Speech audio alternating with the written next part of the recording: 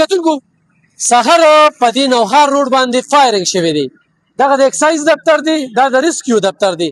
د دې مخې ته چې کوم دی نو فایرنګ کېږي په دې محله کې. دې ځای کې دا کیمره لګېدلې ده. پولیس والا ته وایم چې تاسو ته نوره مسا نه کړو. نو مخکې به ځو، باقاعده کرایم سین والا راغلي دي، ورته په موقع باندې خبرې اترې کوو. نو راځئ په دغه کې خو زموږ سره اوسئ چې دلته د امن کوم صورتحال دی په پښتونخوا کې او بیا په چارسده کې چې آی روز خلک راځي ډزې کوي. نو دومره کولو راځي دې ځای کې ډزې کوي، بیا دا مړی څومره وخت پروت دی نو موږ سره اوسئ. کتونکو دغه ځای ته رالو چې په دې محله کې دا کسان راځي په موټر سایکلو باندې او دلته کې چې کوم دی نو هغه وځي او بیا دلته څومره وخت چې کوم دی نو دغه مړی پروت وي. نو په دې هر څه باندې د دې ځای مشر سره خبرې اترې کوو چې دلته کې ناظم دی چې هغه په دې عقله سوي. راشه وروره دې خوا ته. السلام علیکم.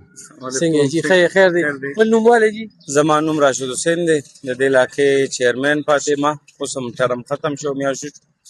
نن داسې وه چې تقریبا 11:40 11:39 لګبګ زه کور کې وم او کور کې راپسې زنانه آواز وکړو چې یاره بهر ډزې دي ډېرې زیاتې. نو زه چې په منډه راووتم ومې کتل نو دلته کس پروت و. زه واپس کور ته لاړم، چونکې زه خو ډېر هیبت سره راوتی وم. واپس لاړم کور ته، موبایل مې راواخیسته او کنټرول ته مې کال وکړو. بیا دلته ریسکیو والا هم رالله. ریسکیو والا چې وکتل نو هغوی وویل چې یاره دا خو وفات شوی دی او زمونږ په پروټوکول کې د فایرام ډیډ باډي اوچتول دا نشته دی. بیا پولیس والا راورسېدل، سی چو صاحب راغی، هغوی دلته ښه ټایم تیر که، خو هغوی تقریبا زما په خیال څه یو 15 منټ بعد راورسېدل. اطلاع نه خامخا لرې به کیدی شي. 15 منټ بعد راورسېدل. بیا دلته هغوی چې خپله څه قانوني کاروي به هغه نقشه ضرر جوړولی سي هغې وکړل. د هغې نه بعد یې بیا مړی اوچت که. هغه بیا د دوی چې کوم رونه تربوران دي ویرونه دي هغوی هم څوک نو خبره. هغه ما خبر کړل او هغوی ته مې وویل چې ستاسو دغسې فلانې وفات شوی دی، چا ویشتی دی، اسپتال ته وړی دی، لحاظه تاسو اسپتال ته لاړ شئ.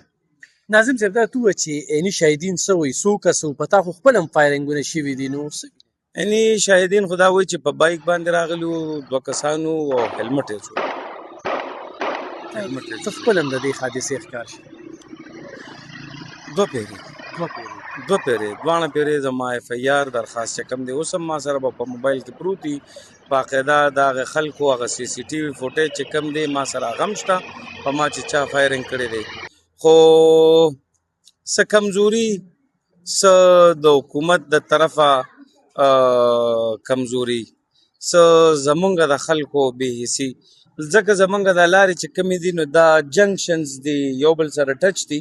لکه دا لاره دا سټیشن ته وتې ده، دا کسان د دې مین روډ طرف راغلي دي، دې ځای کې فایرنګ کړی دی او بیا په دغه دې لاره باندې وتې سټیشن لار طرف ته. نو بیا خواخوا بلا کوڅې دي، بلا لارې دي. نو یو خو زه دا وایم چې دا سیف سټي کوم سکیم دی زما په خیال څه د 6 کروڑ روپو دی زما په خیال دی پکې 1.5 کروڑ روپۍ لګولې دي، باقي دا 4.5 کروڑ روپۍ پاتې دي. نو زه هغې کې دا ریکویسټ کوم چې زمونږ په نوښار روډ باندې د باچه هوټل سره یو کیمره لګېدلې ده او بیا بله کیمره د موټروی چیک پوسټ سره لګېدلې ده. نو دا تقریبا 4 کیلومتره جوړیږي. په دې 4 کیلومتره کې چې جنکشن زه ګورو نو دا تقریبا 15-20 جنکشن جوړیږي. جنکشن مطلب چوکونه یا داسې ځای چې د هغې نه دویمه لاره جوړیږي. نو دا 15-20 جوړیږي، خو افسوس چې دغلته یو کیمره هم نشته دی. یو کیمره هم نشته. ګرانو کتونکو سیف سټي باندې هم پکې خبرې اترې شوې دي، یعنې دغه مرګ موږ ته پکې دا وښودل. نوښار روډ یو داسې مصروفه روډ چې ټول افسران هم په دې روډ باندې راځي، د موټروی لینک روډ دی. بیا په دغه مین روډ باندې په دې ځای کې کیمره نشته، دا هم ډېره د افسوس خبره ده. په داسې ځای کې دا مر شوی دی چې دا هم کورونه دي، څونه ډاډه راځي دي کې بس سی ډي وه. او بیا چې کوم دی نو خو تاسو وګورئ نو مخامخ سړک چې کوم دی نو هغه ښکاري. کرایم سین والا راغلي دي، هغوی خپلې نقشې هر څه اخلي. ګورو به چې دا قاتلان څومره وخت کې دغه کېږي. خو دلته کې دا ویل کېږي چې د دوی دښمني وه، په دښمنۍ کې هم دی ناظم صاحب او دلته مشرانو هغې کې روغه کړې وه. خو د هغې نه پس بیا داسې څه وشو چا چې کوم دی نو د دغه فایرنګ هغه نشانه که. نو دلته کې په دې علاقه کې ډېر خوف او خیرات د ځوانانو کې ډېره زیاته یره ده چې محله کې خو هم موږ محفوظه نه یو.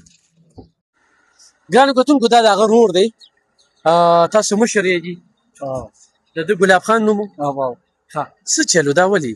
هېڅ پته راته نه لګي زه خو دا د اوس رالم د قصرآباد نه ښه تا ته اوس اطلاع شوې ما ته اوس اطلاع وشوه د ده څه واده بچي نه بچي خو یې نشته سعودي کې څومره وخت تېر کړی 10 کاله 10 کاله لږ شانتې ورپسې ښه 12 کاله ښه 12 کاله د سعودي کې تېر کړی مرګ له دلته راورسېده نو څه دښمني یا داسې بدي ناظم صاحب 12 کاله ده چې کوم دی نو افسوس خبره دا ده چې لکه د 32 سال بهر تیر کړله ما ته د هغه وخت یاد دی چې کله دلته په 400 کې صرف پی ټي سی لوي او هم خط و خال وي نو زمونږ به کور کې یو سیټ لګېدلو یو به بیټک کې سیټ لګېدلو نو چې ده به د هغه ځای نه رنګ وکړو نو زمونږ په دې چې به روریانو سره خبرې کولې نو بیټک کې به ټلیفون اوچت شو دوی به سره خبرې وکړې لکه د هغه پر وخت لري زه ډېر ورکوټ یم دې چې دا راغلی دی نو موږ د هغه شکل صحیح پہچان وکړو چې دا ګلاب لالا دی نور د 12 کاله تېر کړل راغې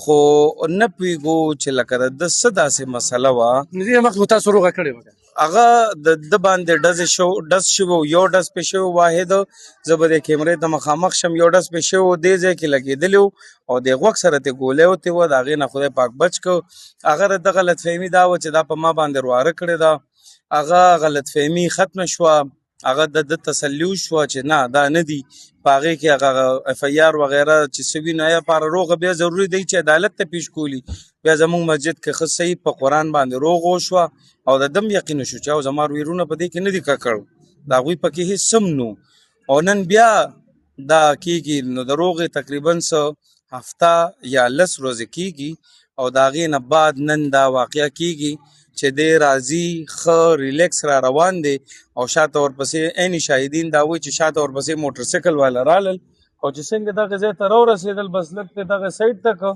او بیخي په سر پرې ډزې کړي دي او بس سیده دې لار ته تو شوي دي تللی دي بابا د عمر به څونه و ده عمر خو ما نه خو کشر و ستا نه کشر ورځې څونه چې 12 کاله سعودي کې تېر د تقریبا 45-48 سال لګ صحیح ګرانو کتونکو 12 کاله د په سعودي عرب کې ضرور دی موږ درې مخکې را رسېدلي وو خو د علاقه کې هم خوف او حراس یره چې په دغه شان محله کې دا یو کمرشل ځای دی دا د 400 زړه دی اول ته کې داسې ډزې کېږي نو الله دې د دې خلکو په حال باندې رحم وکړي او دغه خلک ډېر زیات ډاډه شوي دي ډز کوونکي نو د دې په ضد باندې کاروي غواړي